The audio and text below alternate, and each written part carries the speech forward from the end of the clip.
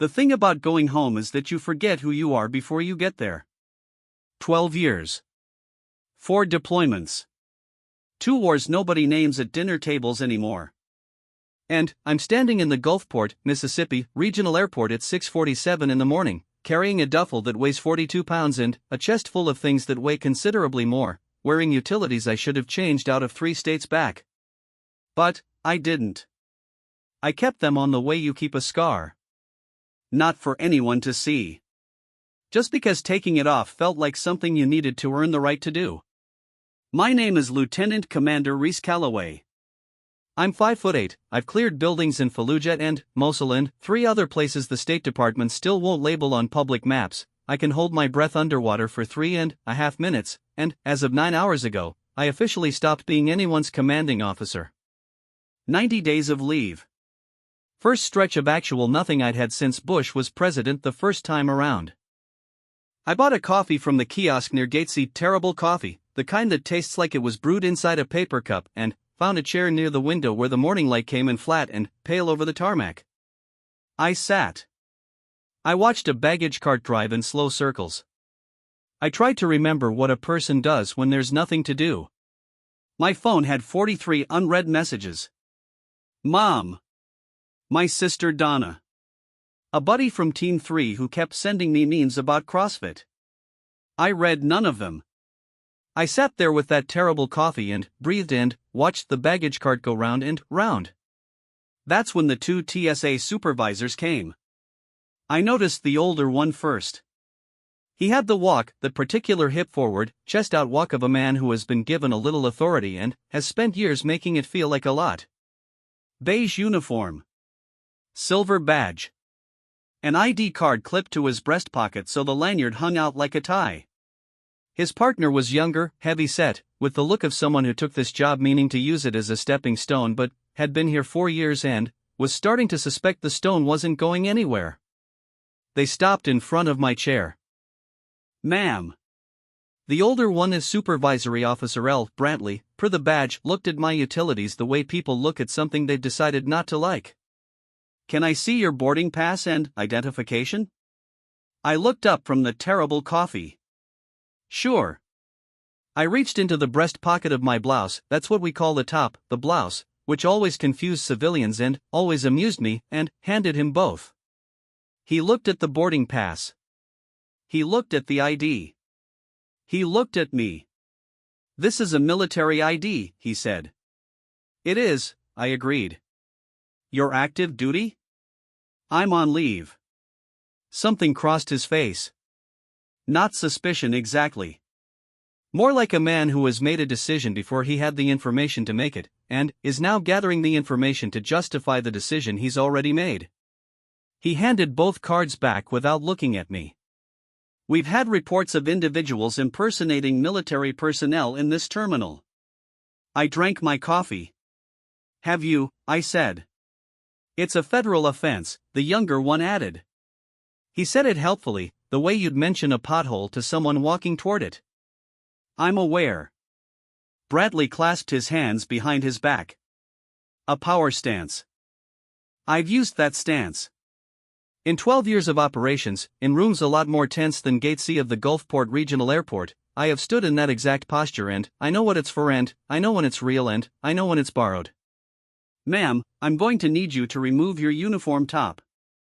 It took me about 2 full seconds to process that sentence. I blinked once. The morning light moved on the tarmac. The baggage cart completed another loop. You want me to? I set the coffee down on the chair arm, very carefully, the way you set things down when you're deciding something. To take off my blouse. The top, yes. For verification purposes. There are identifying markings on standard issue. I know what's on standard issue BDUs, I said. I've been wearing them since I was 22 years old. Ma'am, how long you been working TSA? I asked. Brantley stiffened. 11 years. 11 years. I nodded slow. You know what I've been doing for 12? He opened his mouth. I smiled at him. And, that's the thing about a smile you learn in 12 years of doing what I do. Not the social smile, not the polite smile. The other kind. The one that lives in the back of the eyes and has seen too much to perform alarm for anyone. The one that says, I am calm because I can afford to be. Consider carefully what that means. You've just asked a United States Navy SEAL to strip in a public terminal, I said. The younger one stopped moving. Bradley's clasped hands separated slightly behind his back. I picked up my terrible coffee and took a sip. Let's start over, I said. Because I'd like to go home. I should tell you how I got here. Not the airport. The uniform. The whole shape of a thing. I grew up in Picayune, Mississippi. 40 miles north of Gulfport, if you know the map. If you don't, picture the last town before Louisiana gives up and becomes Mississippi. Spanish moss and humidity and a Dollar General on the main road and not much else to aim at. My father did 2 tours in Vietnam and came back with a knee that told weather better than any meteorologist and a way of sitting in rooms that faced the door at all times. He never talked about it. But he kept his boots by the bed every night, tied, like he might need them in a hurry. I watched that my entire childhood. Boots. By the bed. Tied. When I was 8, he showed me how to fold a flag. Not the civilian way. The military way, precise and triangled and weighty with something you couldn't name. Why do we fold it like that? I asked him. He looked at the flag in his hands a long time. Because how you fold it says what you think it means, he said. I didn't understand that until I was 26, kneeling in the sand outside Ramadi, folding a flag over a box that held what was left of my spotter, Petty Officer Marcus Webb, who was 24 and from Shreveport and who had a daughter he'd only met once. But that's not where this story starts either. This story starts with the 17-year-old girl from Picayune who walked into the Navy recruiter's office on a Tuesday afternoon in September because it was either that or spend one more summer watching the Spanish moss not move in the heat and feeling like she was disappearing into it. The recruiter was a woman. Chief Petty Officer something I've since forgotten. She had the kind of posture that wasn't performed. The real kind. The kind that means the spine has been through something and survived it.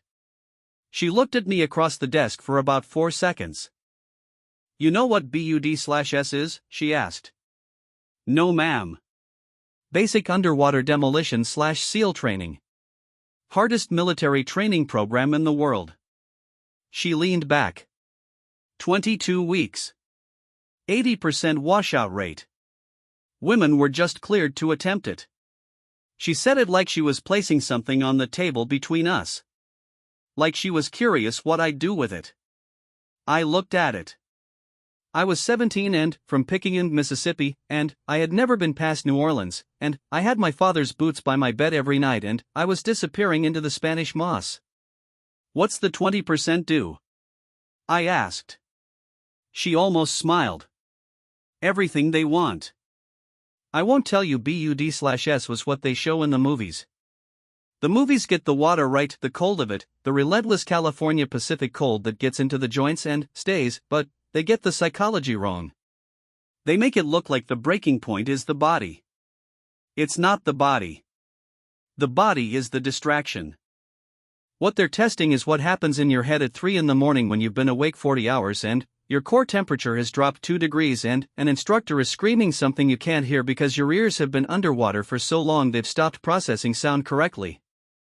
They're testing what voice speaks in that moment. My voice said, next minute. Just next minute. Not tomorrow. Not the end of the evolution. Not graduation. The next 60 seconds. I ran that tape for 22 weeks. 11 women started my BUD/S class. 2 of us finished. The other one, Petty Officer Nina Rourke, became one of the finest operators I've ever worked alongside, and that is saying something that takes up 3 pages of her commendation file. She's in Coronado now, running her own training cell. We text sometimes. Usually single words. Survived another one. That kind of text. I moved through the pipeline. I moved through the years. I moved through the deployments. I moved through Fallujah and Mosul and those three places with no public map labels. I moved through a marriage that lasted 11 months and ended the way you'd expect something to end when one person spends 8 of those months in a different hemisphere. No bitterness there. He was a good man. He deserved a person who came home. I moved through Marcus Webb's flag and the way to folding it and the way his daughter was too young to understand what was being handed to her and the way that would cost her later in ways neither of them could help. And then, 9 hours ago, I signed the paperwork for 90 days of leave, carried my 42-pound duffel to a rental car, drove to Gulfport, and sat down in the regional airport in the uniform I hadn't taken off because taking it off felt like something you needed to earn the right to do.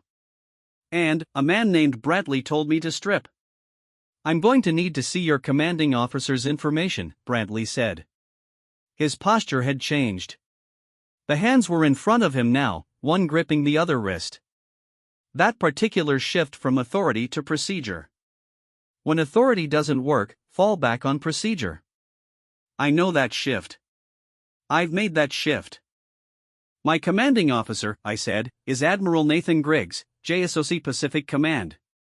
I watched Brantley weigh that. There's a verification line, there is, I said. And, when you call it, the first thing they're going to ask you for is your name, your badge number, and your supervisor's name. They're going to log this call. And then, they're going to connect you to a duty officer who's going to ask you to describe exactly what the situation is, including what you asked this individual to do in a public terminal. I paused. And then, they're going to ask you why, I said. The younger one was looking at the middle distance, the way people look when they're trying not to be associated with a thing. Brantley was doing the math. I could see it. The math of small authority meeting something larger than itself, and the particular arithmetic of what happens next. Ma'am, you have a policy, I said. I understand the policy. There are people who put on uniforms they haven't earned, and that's an insult to every person who has, and your job matters, and I mean that without irony. I looked at him straight. But you looked at my ID and you looked at my boarding pass and you made a call before you had the information. And the information you missed is that the name on that ID is on a list you can access from your terminal right now, and if you pull it up, there is a clearance code next to it that will tell you in plain language that you do not ask this person to remove their uniform in a public space. He blinked. The clearance code is real. I'm not going to tell you what it looks like. But it's real, and it's brief, and it says what I said it says, in the flat affectless language of people who decided at some point that they would rather write a code than explain what the code means. I'm not trying to make your morning difficult, I said. I'm trying to go home. I haven't been home in 8 months and I would like to get on that plane and I would like to finish this coffee, which is bad enough that it deserves to be finished out of spite. The younger one made a sound that wasn't quite a laugh and, then, became very interested in his shoes. Brantley was quiet for a moment. I apologize for the misunderstanding, he said. Stiff. Practiced. The apology of a man who has made it before and means it somewhere below the surface where the math lives. No misunderstanding, I said. You did your job. You just missed a data point. I picked up my duffel. Have a good morning. I walked toward the gate. Behind me I heard the younger one say, very quietly, I did try to tell you she was real. I didn't turn around. I didn't smile either. Not on the outside. The plane was a 40-seater regional prop job, the kind that flies low enough that you can see individual houses through the window, and shakes in a way that tells you the sky hasn't forgotten that you're in it. I took the aisle seat in row 7. The man at the window was maybe 60, reading a paperback western with a cover that depicted a sunset nobody had ever actually seen. He glanced at my uniform and, then, back at his book, the way people in the South do acknowledgement without ceremony, the particular regional shorthand for I see you, and I mean that respectfully. The middle seat was empty. The flight was 40 minutes to Louis Armstrong in New Orleans. From there I'd rent a car. Drive the 40 miles north.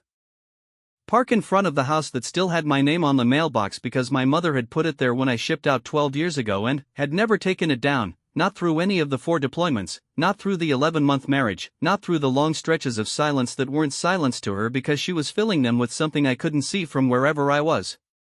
40 minutes. 40 minutes and, then, the process of figuring out what a person is when they're not a SEAL. The prop engines kicked up and we taxied and I looked out the window across the man and his impossible sunset and watched the Gulfport tarmac slide away, and I thought about what Brantley's face looked like in the moment the math changed. I've thought about that look before. Different faces, different rooms, different math. There's a version of this morning where I take the uniform off and hand it to him and he looks at whatever's underneath, a 34-year-old woman from Picayune, Mississippi, 5'8", with a scar along her left collarbone that is none of his business, and he decides he's satisfied. And I get on my plane. And no one is the wiser. I've done that calculation 100 times. The version where I make myself small enough to pass. I stopped doing that calculation somewhere around year 6. Not out of stubbornness. Not even out of principle, though I'd claim principle if you asked me in polite company. Out of accuracy. This is what I am. This uniform is not a performance. It's a record. Every rank insignia on my collar is a thing that happened, a test that was passed, a choice made at 3 in the morning when the body wanted to stop and the voice said next minute, just next minute. Taking it off for Brantley would have been the dishonest act. Not keeping it on. The plane leveled out at 9,000 feet. I closed my eyes.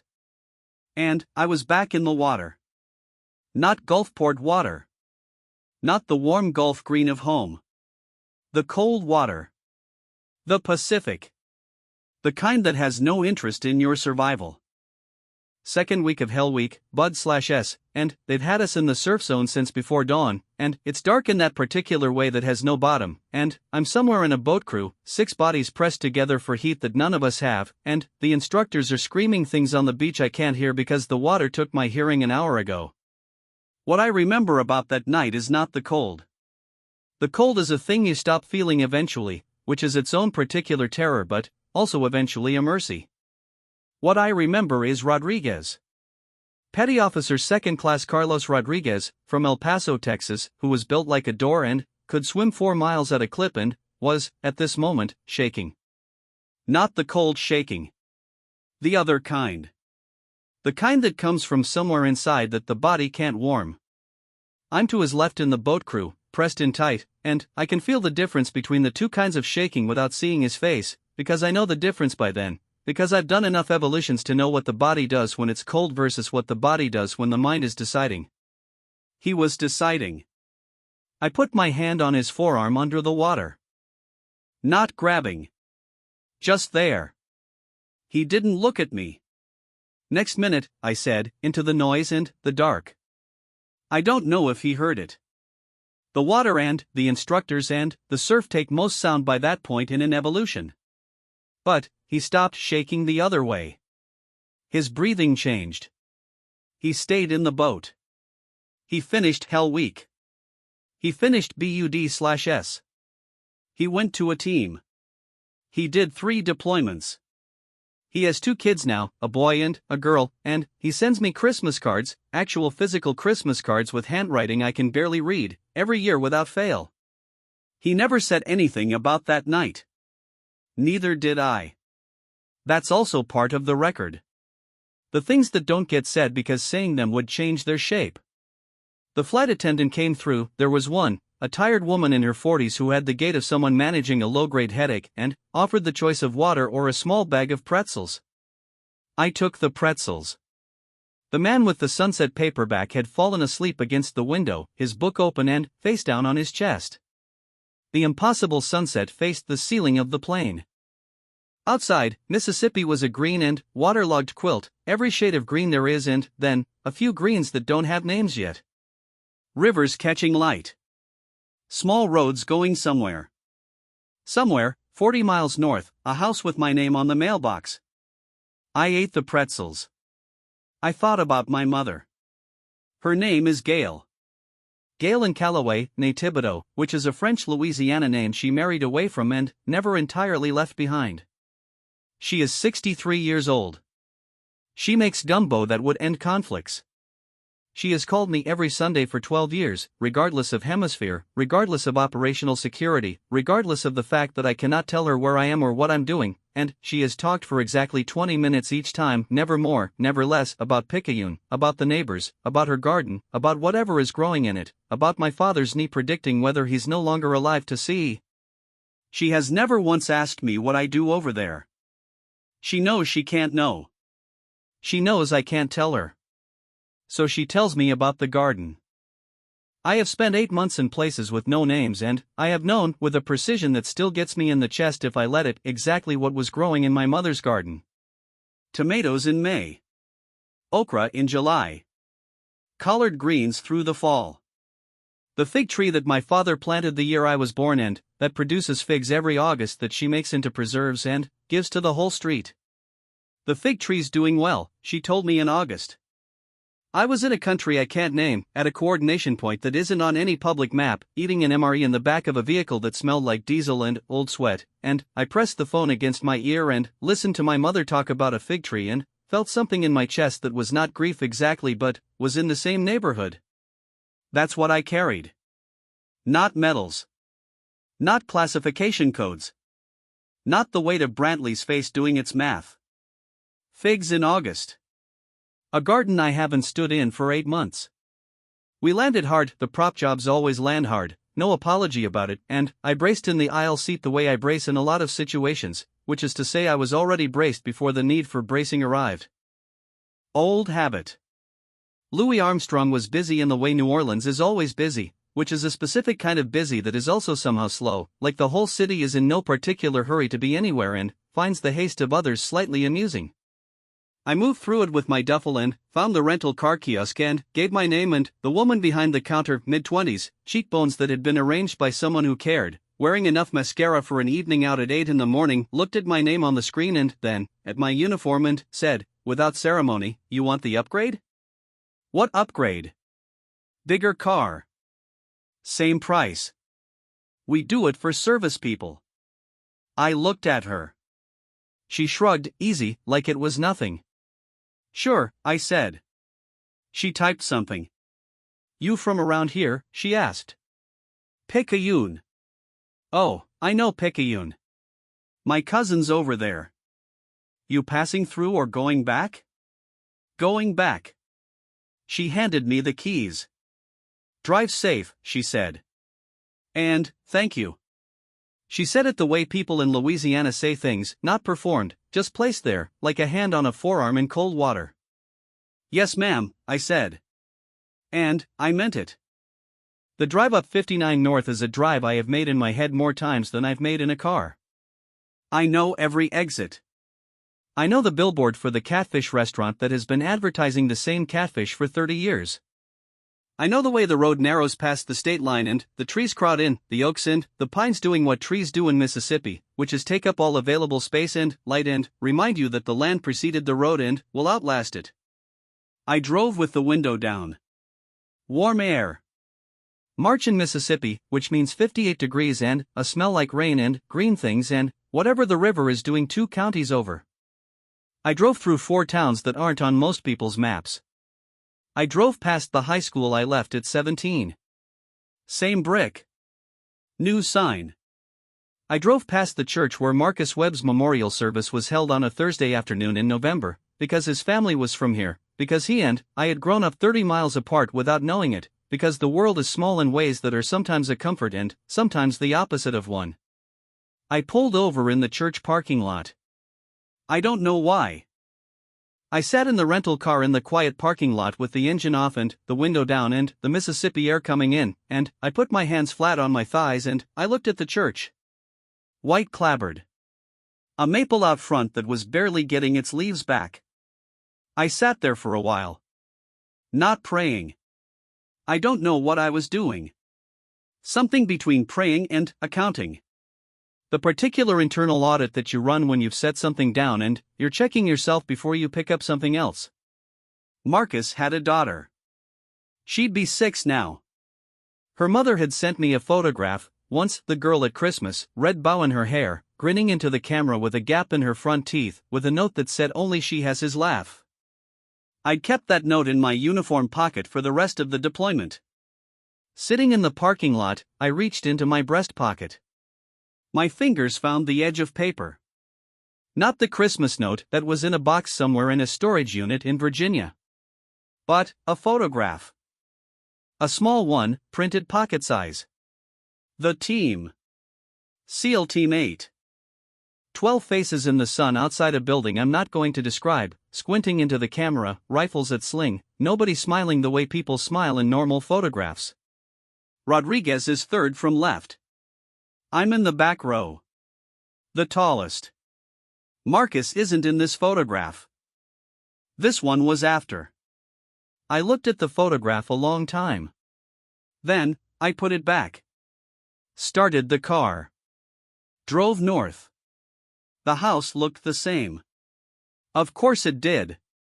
Houses in Picayune look the same because Picayune is a place that changes slowly and deliberately and with the quiet stubbornness of old wood and deep roots. The azaleas along the front walk were doing their March thing, which is to say they were erupting pink and ridiculous and completely without shame. My name was on the mailbox. R. Calloway. Black letters on white. The paint was fresh. She'd repainted it. I sat in the rental car in the driveway for a moment. The front door opened before I decided to move. My mother came out onto the porch in her housecoat and slippers and she didn't say anything. She just stood there on the porch with her arms at her sides and the March light on her face, and she looked at me in the car looking at her, and then she put one hand over her mouth. Not crying. The gesture before crying. The decision not to. I got out of the car. I was halfway up the front walk when she came down the porch steps, not running but not walking either, something in between, the particular gait of closing a distance that has been too long. She put her arms around me. She was small. She'd always been small. I got the height from my father, and I'd forgotten how small. Or maybe I hadn't forgotten. Maybe I'd just been somewhere where small meant something different. She smelled like coffee and soap and the particular smell of this house that I cannot describe and that I could find blind in a room full of smells from every other place I'd ever been. You kept your uniform on, she said into my shoulder. I did, I said. I like it, she said. I always liked it. We stood in the yard. The azaleas continued their pink, shameless eruption. The fig tree, bare still in March, waited at the side of the house with the patience of old things. I put my chin on top of her head. And, for the first time in 8 months, I didn't think about next minute. I thought about right now. The uniform came off on the second day. Not because anyone told me to. I hung it in the closet of my childhood room, the one that still had the poster of the Gulf Coast above the desk, slightly curled at one corner, the pushpin long gone, and I stood in front of the closet in my t-shirt and athletic shorts and I looked at the blouse on its hanger for a while. Just the blouse. And I thought, there it is. 12 years on that fabric. The rank, the tabs, the designation. Everything that happened, pressed flat and hanging in the dark. I closed the closet door. My mother made grits. The first week was the hardest. Not for any dramatic reason. Not for any reason I could explain to someone who hadn't been through the pipeline, though I tried, once, with the ex-husband, and watched his face do the thing faces do when they're listening but not understanding. It was the absence of structure. People think soldiers want freedom. A lot of them do, genuinely. They count days. They have photographs of beaches taped inside their footlockers. They know what they're going to eat the first night home and they've held that image like a talisman through 6 months of whatever came before. I never did that. Not because I didn't want to be home. But because wanting to be home is a liability in certain operational contexts, and at some point the discipline you apply to that want becomes the absence of it, and the absence becomes the new normal, and then you're standing in your childhood room not knowing what you're supposed to want now. What I know how to do is assess. Gather data. Identify the threat. The threat, that first week, was time. Not too little. Too much. Mornings with no brief. Afternoons with no tasking. Evenings with no watch rotation. My mother's house had a rhythm, her coffee at 6, her stories at noon, her programs in the evening, and I inserted myself into it with the particular awkwardness of a piece designed for a different puzzle trying to fit. I cleaned the gutters on Tuesday. I resealed the driveway on Wednesday. I found a loose board on the porch steps and replaced it with wood from a stack her neighbor had left in the yard, borrowing tools from a shed that still had my father's fingerprints and the grease on the handles.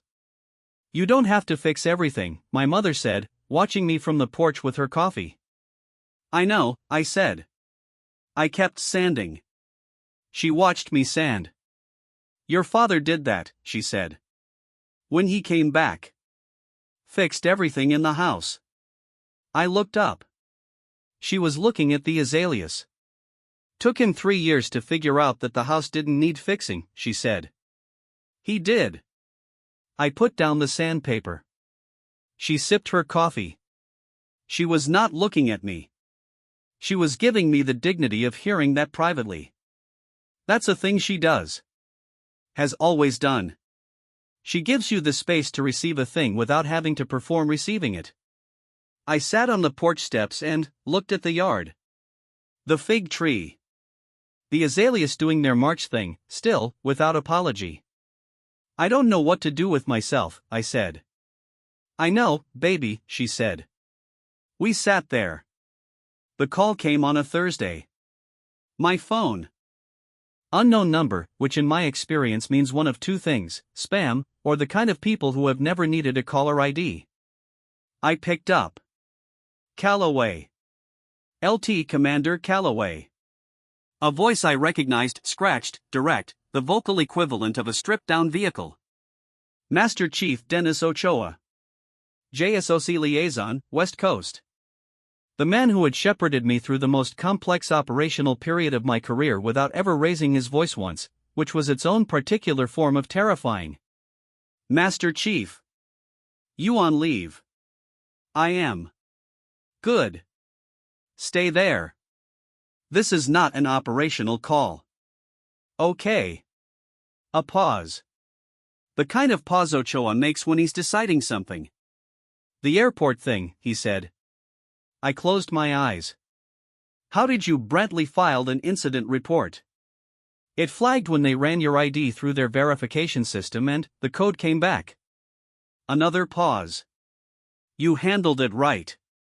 "I know I did." "I know you know." "I'm not calling to tell you that." A third pause. "I'm calling because in 6 months you've got to decide if you're coming back or filing papers," Ochoa said. "And I wanted you to have the leave first. Before that decision. Real leave. Not fixing your mother's gutters." I looked at the gutter I'd cleaned on Tuesday. "How did you?" "Your mother sends Christmas cards," he said. She mentioned the gutters needed fixing in December. I had no response for that. "Rest, Callaway," Ochoa said. "Whatever that looks like for you. Find out. You've got 90 days. He hung up. I held the phone. The fig tree stood at the side of the house doing nothing, the way fig trees do in March, which is to say conserving everything for later. I decided right then that I was going to learn how to do nothing. It took 6 more weeks. The first nothing I learned was fishing. My father's rods were in the shed, under a workbench, wrapped in a cloth. Graphite rods, 20 years old, still good. The reels needed oil. I oiled them. I drove to the bait shop on the south side of town where a man named Roy had sold bait since before I was born and would sell bait until the heat or the water took him, whichever came first. Roy looked at me across the counter. "Callaway's girl," he said. "Yes, sir." "Your daddy fished Bogalusa Creek off the old railroad bridge," he said. "Spring and fall. He'd come in here every time." "I remember," I said. Though I didn't. What I remembered was being small enough to be carried, and the smell of the creek, and my father's hands on the rod. But that's close enough. Roy sold me a carton of nightcrawlers and a packet of circle hooks and didn't charge me for either. "Welcome back," he said. I drove to the railroad bridge. I don't know what I caught that afternoon, if I caught anything. What I remember is the sound of the water and the weight of the rod and the particular quality of stillness that is Mississippi on a warm spring afternoon when the water is moving and the light is flat and there is no brief, no extraction plan, no radio in my ear, no one I am responsible for except whatever is on the end of the line. An egret stood in the shallows 40 yards downstream. It had the patience of a professional. I watched it for a long time. Then, I watched the water. Then, I just sat there. And that was the first nothing. The second nothing was harder. It came on a Sunday night in the fourth week, at around 2 in the morning, when I woke up in my childhood bed in the dark and, for about 4 seconds I didn't know where I was. 4 seconds is a long time when you've trained yourself to assess in under 1. In those 4 seconds I was in 4 different places. A vehicle in a country without a name. A forward operating base with a particle board ceiling. The cold water. An extraction point where the wind was doing something I didn't trust. Then, I was in Picayune. Then, I was in my childhood bed. The breathing happened before the recognition. The slowing. The deliberate deceleration that I'd learned to do in training, that I'd used in the field, that I was using now in a twin bed in Mississippi with a Gulf Coast poster on the wall and the sound of my mother's radio. She leaves it on at low volume, talk radio, just voices to fill the house, coming through the wall. I lay there in the dark. I did not move. I thought, this is the thing they don't show you. Not the checkpoint. Not Brantley. Not the cold water. Not the folded flag. This. 2 in the morning, nobody needs anything from you, no purpose to fulfill, just the dark and your own brain running its tape. The tape runs faster when there's nothing to fill the space. In the field, there is always something to fill the space.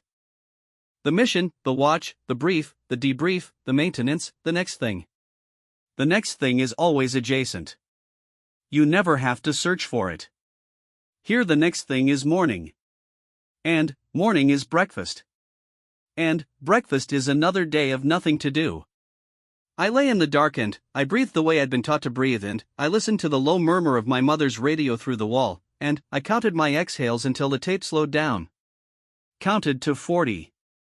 That's the second nothing. The nothing inside you when the outside stops demanding. I got up and went to the kitchen and made coffee and sat at the table where my mother sat in the mornings, and I looked at the yard through the window dark, the fig tree a dark shape, the azaleas closed up for the night, and I drank my coffee. The third mug I made, I left it on my mother's end table by her chair. Warm when she woke up. She didn't say anything about it. But she looked at me across the breakfast table with something in her face that I could not name and did not need to. In the 6th week, I drove back to Gulfport. No particular reason. Or maybe a reason I wasn't going to examine too closely. I parked at the waterfront and I walked. The Gulf Coast in May is a different thing than the Gulf Coast in March. The heat is back and the water is that particular blue-green that doesn't exist anywhere else in the world if you've grown up with it as your reference point, and there are shrimp boats on the horizon and families on the public beach and the smell of every summer you ever had. I walked. I walked past the fish market and the tourist shops and the concrete steps where kids were learning to skateboard with the particular public confidence of the young. I ended up at the airport. Not inside. Just the parking lot. I stood there and looked at the terminal building.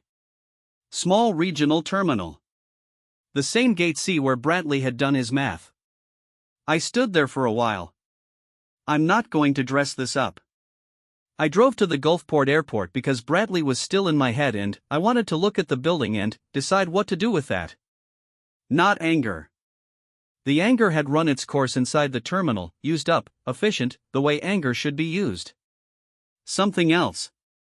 The particular residue of a moment where you had to choose who to be in front of someone who'd misread who you were, and you chose right, and it mattered, and you still can't entirely set it down. I stood in the parking lot. A plane was landing. The one from New Orleans, I assumed. Prop job, banking over the Gulf. I watched it touch down. I thought about the girl from Picayune who walked into the recruiter's office because she was disappearing into the Spanish moss. I thought about the BUD/S class. The cold water. Rodriguez's arm. I thought about Marcus Webb's daughter with the red bow and the gap-toothed grin. I thought about Ochoa, scratched and direct, telling me to find out what rest looked like. I thought about the fig tree, conserving everything for later. And I thought, okay. Not a decision. Not resolution. Just okay. This is the shape of the thing. All of it, the uniform and Bradley and Marcus and the garden and the 2 in the morning tape and the fishing and the fig tree. This is the shape. I can live inside this shape. It fits, the way the uniform fits, the way the fold of a flag fits. Imperfect. Weighty. Mine. I got back in the car and drove north. On the last day of the 6th week, my mother made gumbo. The real kind. The kind that takes all day, that starts with the roux, that you cannot rush, that my grandmother made and her mother before her, that has been in this family longer than the house, longer than the name on the mailbox. The smell woke me up at 8 in the morning. I lay in the twin bed and I smelled it for a while. File powder and okra and the particular dark richness of a roux that's been built slowly, with attention, by someone who has been doing it her whole life. Then, I got up and I went to the kitchen and I sat on the stool at the counter and I watched my mother make gumbo. She didn't talk. She doesn't talk when she cooks the real kind. It requires something that talking would interrupt. I watched her hands. 63 years old and the hands still moved with their own certainty, building the roux in small circles in the cast iron, reading the color, knowing by color alone when to stop. My father's hands. That same certainty. I thought, I am a person who knows things by reading what can't be measured. I know the cold water by the sound it makes, not the thermometer. I know a room by the way air moves through it. I know the right call by a feeling in the chest that 12 years has made reliable. Maybe that translates.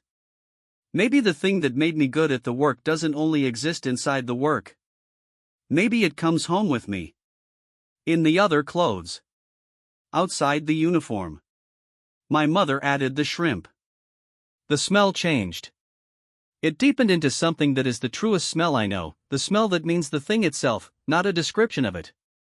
Mama, I said. She looked up. I think I'm going to be okay, I said. She went back to the gumbo. I know, baby, she said.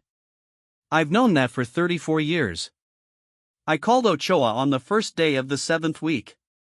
Still on leave, he said, before I could speak. I know.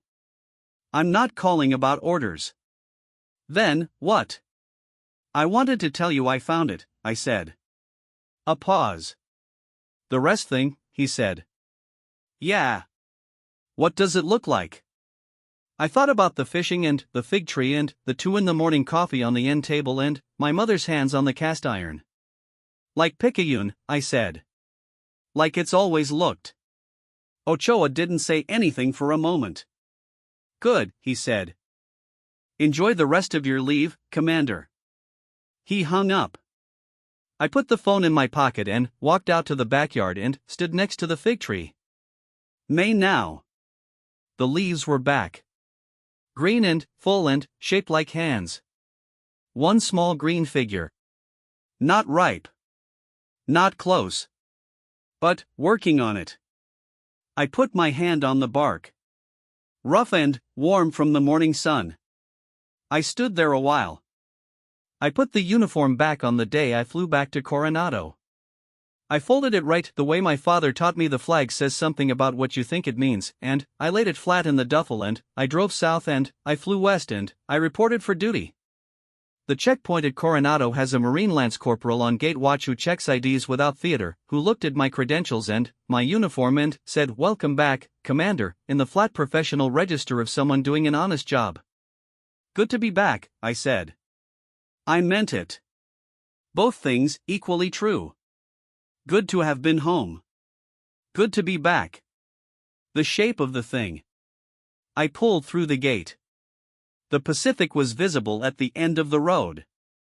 Big and, cold and, blue and, completely indifferent to my 90 days, to Bradley and, his math, to Ochoa's Christmas cards, to the fig tree, to my mother and, her gumbo and, the radio through the wall.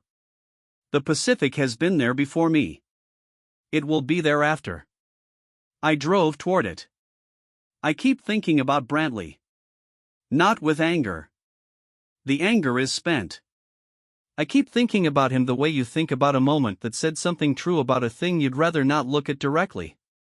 He looked at my uniform and made a call before he had the data. He saw the surface, a woman, a regional airport, early morning, military clothes that maybe didn't compute, and he constructed a story around what he saw, and the story said, this doesn't fit. 12 years of not fitting.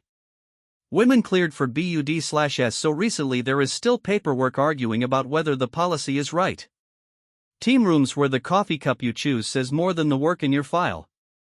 Every checkpoint, every brief room, every coordination meeting where you spend the first 10 minutes being assessed before anyone has looked at your record. 12 years of Bradley. 100 different faces. Same math. I've stopped being angry about it. But I remember it. I fold it carefully, the way you fold things that mean something.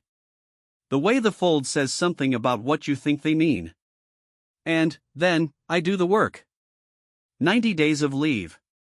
Here is what I can tell you about the first 90 days of nothing I'd had since I was 22. I fixed gutters and a porch step. I oiled my father's fishing rods. I watched an egret stand in still water with professional patience. I woke up at 2 in the morning and breathed my way back to Picayune. I drank bad airport coffee out of spite. I watched my mother's hands in the cast iron doing the thing they have always done.